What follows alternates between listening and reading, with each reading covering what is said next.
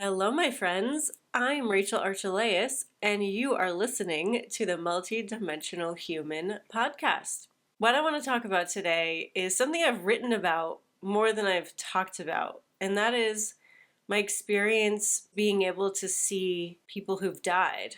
I find that it's just sort of fascinating to listen to them.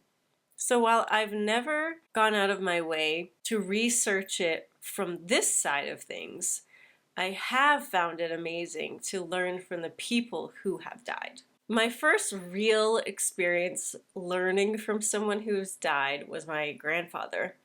And I talked about this a little bit in the foreword to No Fresh Cut Flowers, a book I edited and published about the afterlife. And it contains poems from poets all over the world, which was very cool. What was cool about my grandpa is we didn't really have a connection while he was alive. It wasn't like we were close and then he died and I was so sad and that's why he came. It was more just like he could talk to me and so he showed up, and that's really when we got to know each other. So the fact that he came to me every single night after he died and we would have a long chat was so cool.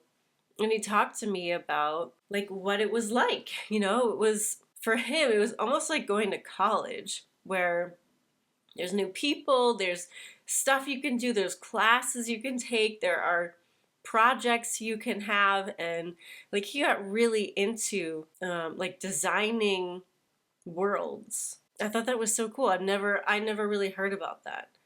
As a kid, I guess I did. Who was it? It was the Life After Lives or Life Before Lives, the hypnotist who brought people back into their past lives. I read those books. I think after my grandpa died, because I was 11 when my grandfather died. And so I don't think I would have read those books before that. And those were interesting because they validated what I'd already experienced, which is that you got stuff to do. The afterlife isn't a static place.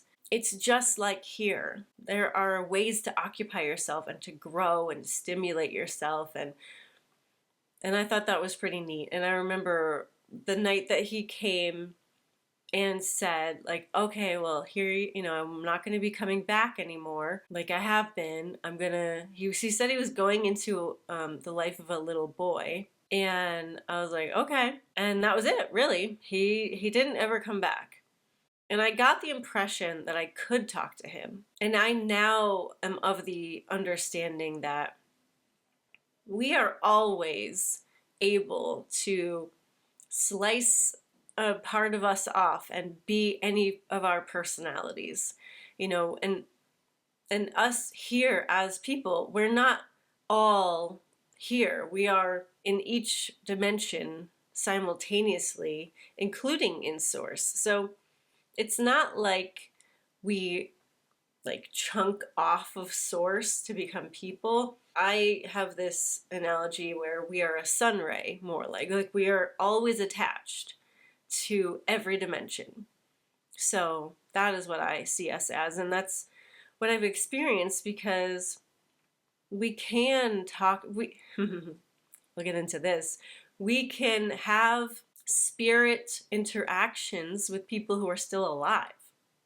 So one of the things that's interesting is it's kind of hard to tell who is alive and who is not in a psychic reading and a medium reading. I mean, sometimes it's obvious, sometimes if I'm in a medium reading and I don't know the person, which doesn't happen very often anymore because I don't do this professionally anymore. So I don't see clients I don't know, really. Well, I do if I'm doing a friend of a friend, but at any rate, someone will come, a spirit will come to me and be obviously wounded, or I'll feel immediately a tightness in my chest and I'll know they died of a heart attack. That does happen. But sometimes a spirit will come to me and I won't assume here. Let me tell you something really embarrassing that happened to me. So when I lived in Arizona, should I say who it is? This is the funny part. I guess why not? What do I have to lose? The spirit of, I'll say, an ex of mine, a prominent ex of mine, spirit came to me and told me that they were dead. Okay? And now I hadn't talked to this person in years. I was very spiritually connected to this person. Wink, wink, if you listen to the last episode. So I was like, oh, wow, okay, you're dead. Oh my God. And I had sort of told myself for years before that I was kind of looking forward to when they were dead. You know, I wasn't looking to speed it up, but I just knew we'd be able to have a relationship again because we couldn't have one like it is now. Like the earth person. Like it's a boundary. It's not going to happen. So I was like, okay. And so he showed up all the time and we talked all the time. And now it wasn't anything like inappropriate, but it was just nice to have this person around that I had cared about, but now I thought was dead. And their spirit wasn't encumbered by the hardships that they faced on earth. And that's the truth for when you die as well. If you have a really, really abusive parent and they die, they're no longer that abusive version. They're no longer that person who's tied to those heavy emotions. And they usually apologize and send love and are like risen above and can communicate much better. And I've helped people really heal from having abusive relationships that way. And it's not to forgive the abuser, it's to heal within themselves, to know that they're worthy of love and there's nothing wrong with them and all of that. So it's really about the person healing. So anyway, I was just under the impression that this person really was dead. And so I was talking to them and for months and months. And then a person in their family actually died. And I got in contact, or their family got in contact with me and told me otherwise, that this person wasn't dead. You know, it happens. It happens because spirits are spirits. And my spirit goes and talks to other people too. I get told this all the time, and I get told that intimate alien visits people, and I have no control over that, really. I mean, my consciousness as Rachel, this person talking to you, I'm not actively, deploying my spirit to people to go and have, friendships. But I am more than just me. I'm a higher dimensional being with lots and lots of aspects, and that version of me can go and talk to people without my consent. I mean, it's all consensual, but like conscious consent is not happening. So I imagine that my ex did not know he was doing this. I imagine it was unconscious to him and just a like law of attraction thing, really. I mean, the lying part, not really so much a part of that, but I can't explain it away. I don't know all the details, but all I know is that nobody really got hurt and everything was fine. Sometimes it's hard to tell if someone's really alive or not because a spirit is a spirit. And it's interesting that not everyone has the same experience on the other side, right? So like my grandpa was creative and building things. And my friend Dina, who I was in contact with the most out of anyone who's ever died in my life. I was in contact with Dina almost daily. We were writing partners. We were really close friends. Her death was out of the blue. So when she died, I was very upset. I was very sad. I missed her physicality. And yet, of course, we would talk often after she died. And she quickly became an oversoul, which was very, very, very cool. Very cool. She left her singular personality, pretty much. And whenever I talked to her, I was talking to the wholeness of her. She expanded and grew herself into this like matrix, this like snowflake looking matrix where all the arms have like lives attached to them. And so she was like a house for all of these incarnations.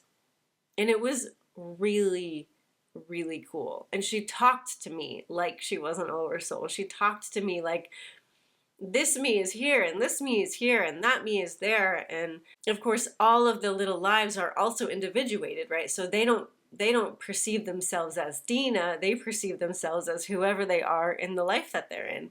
She just had so much wisdom to share. In fact, the drawing you can see right there, this intuitive art drawing that is mint green and deep green and tan, it looks like a drawing that Intimate Alien would produce because the feelings of them are the same, right? They're higher dimensional beings. They are all about exploding as yourself, like holding nothing back, being completely you, not leaving anything on the table, living life the best that you can. Like that is their message. And that's what Dina was saying so much after she died, but even before she became the oversoul. And now the funny thing is of course she didn't become an oversoul. She's always been an oversoul. And me and her share a lot of personality attributes because, as you may know, I consider myself a group being, which is basically an oversoul. When I die, I'll probably assume the same sort of structure that Dina did. And I feel like the reason for my ADHD has a lot to do with the fact that I am many, many beings all at once.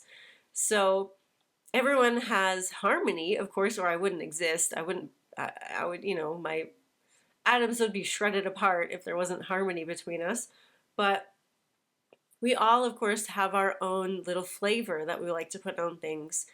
My Pleiadian self is very different from my angelic self and is very different from my Zeta self and so on and so on. So there is a lot of distinction in me.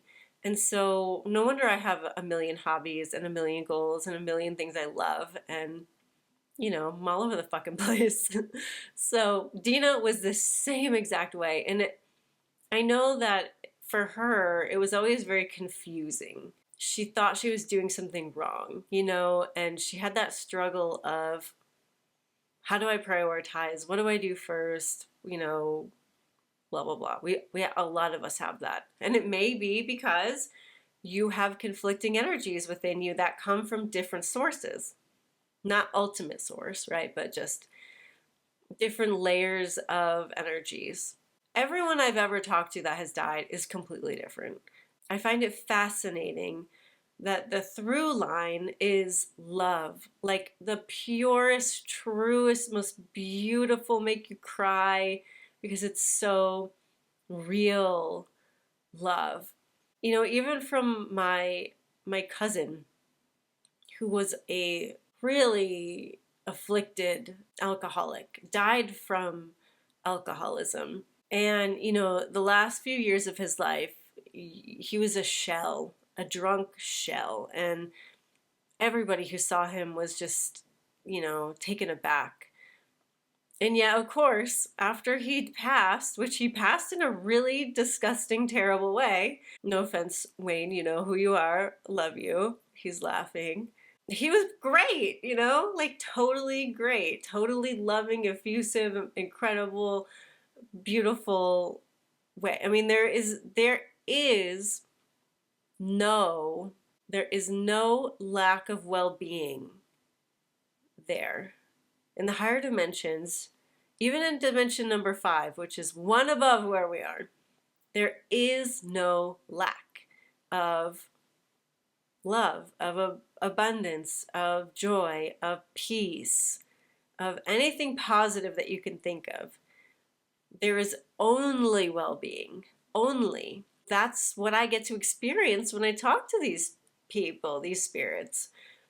It's really fantastic. And I think that's what sort of screwed me up so badly when I lived in that haunted house, because that's what I thought this stuff was all about. I thought it was all about love and joy and expansion and consciousness and, all of those things. And when I moved into that house and it felt dark and dangerous and like all of those things, I was very confused and it really threw me. But that is a story for another day. If you read my pilot, if you're a paid subscriber and you read my pilot, you'll know exactly what that was like for me. We had to get the house exorcised with the help of the Warrens, the famous ghost hunter couple who happened to live near me. That was an interesting time. So if you want, I can talk about that. If you want to become a paid subscriber, you can get access to that and read the story that I wrote about it. So that is it for today, my friends. I am so appreciative and so grateful for being able to speak to spirits. I'm so appreciative of you listening to this story. And if there's anything you want to request for an episode, you can leave me a comment and I would be happy to oblige. So I hope you have a wonderful, wonderful week and I will see you soon. Bye for now.